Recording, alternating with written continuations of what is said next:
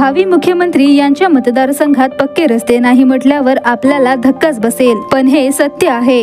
आपण स्वातंत्र्याचा अमृत महोत्सव साजरा केलेला आहे, पण अजूनही ग्रामीण भागात पक्के रस्ते नाही म्हटल्यावर आपल्याला नवलच वाटेल। कुठे आहे हे गाव, चला तर पाहूया। नुकताच आपण स्वातंत्र्याचा अमृत महोत्सव साजरा केलेला आहे, मात्र अजूनही भंडारा जिल्ह्यातील ग्रामीण भागात पक्के रस्ते नाही म्हटल्यावर आपल्याला विचार पडलेला असेल, मात्र हे सत्य आहे। भावी मुख्यमंत्री संबोधल्या जाणाऱ्या काँग्रेस प्रदेशाध्यक्ष नाना पटोले यांच्या साकोली मतदारसंघात विकास मात्र खुंटलेला असल्याचं चित्र पाहायला मिळत आहे।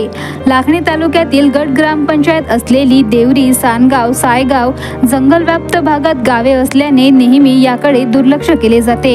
गावाला जायला पक्का रस्ता नाही। दुसरीकडे सायगाव येथे तर स्वातंत्र्य काळापासून जाण्यासाठी पक्का रस्त्याचा प्रतीक्षेत आहे। अनेकदा निवेदने दिली, मात्र अजूनही याकडे दुर्लक्षच आहे। म्हणून येणाऱ्या विधानसभा निवडणुकीवर बहिष्कार घालण्याचा निर्णय ग्रामपंचायत व गावकऱ्यांनी घेतला असून तसा ठराव देखील घेण्यात आलेला आहे। आमच्या गावच्या काही समस्या आहेत, म्हणजे उदाहरणार्थ गोसे धरणाचा पाणी आमच्या गावातील शेतकऱ्यांना मिळाला नाही।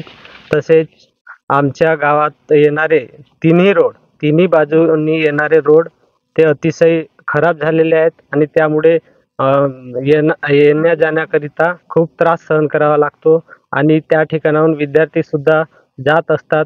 आज जवळपास 40 ते 50 विद्यार्थी आमचे पालांदूर या ठिकाणी तसेच सायगाव येथील विद्यार्थी खिटाडी येथे जात असतात आणि त्यांना नाहक त्रास सहन करावा लागतो।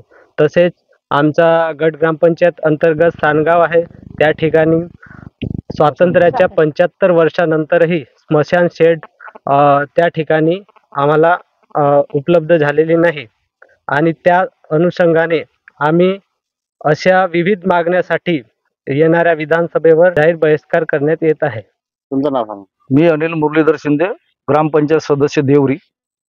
आमच्या गावाचे असं समजलं का आमचं गाव अशा ठिकाणात आहे का जंगलामध्ये आहे आणि जवळजवळ आज माझी 52 वर्षाची वय आहे। मी 52 वर्षाच्या कालावधीमध्ये पाहत आहे तर गावापासूनचा असा जंगल होता त्या काळापासून, म्हणजे मी पाहत आलेला छोट्यापासून तर आज 52 वर्षाच्या वयीपर्यंत का आमच्या गावच्या समस्या कोणताही खासदार येऊ आमदार येऊ अशा म्हणजे कोणत्याही सुटल्या नाही।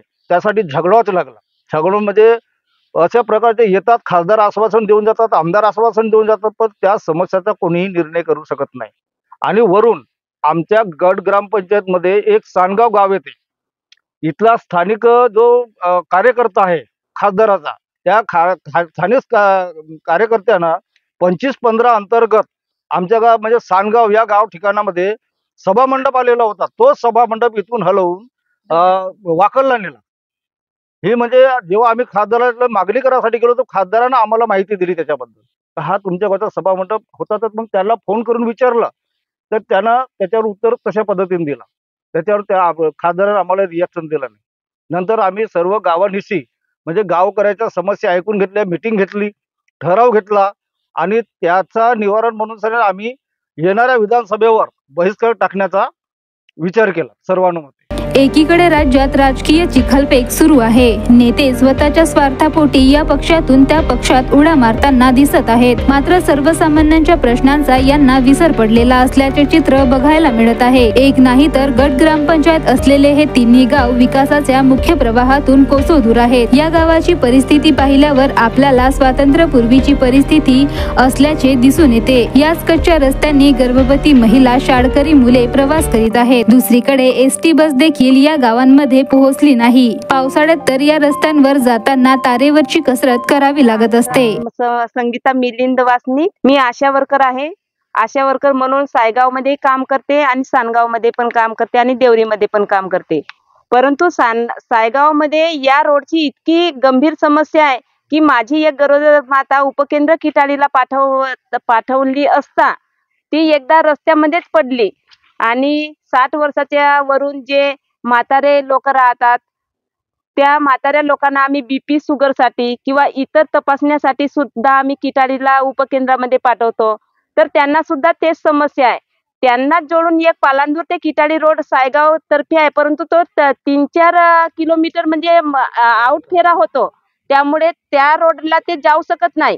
आम्ही गरोदर मातेला जेव्हा जेव्हा पाठवतो तेव्हा तेव्हा ते गरोदर माता हेच आम्हाला उत्तर देतात की हा रोडच चांगला नाही, तर आम्ही नेहमी म्हणजे तिथं जाण्याचा आम्हाला अडथळा येतो. आणि वरून आमचे पूर्ण शाळकरी मुलं पण 5 ते 12व्या वर्गापर्यंत इथं किटाळीला जातात आणि किटाळीमध्ये जाऊन सणारे त्यांना सुद्धा हेच अडथळा येते. नेहमी पावसाळ्यामध्ये या रोडची एवढी गंभीरता आहे की मुलं कधी-कधी पडतात आणि कधी-कधी शायकीने सुद्धा पडतात.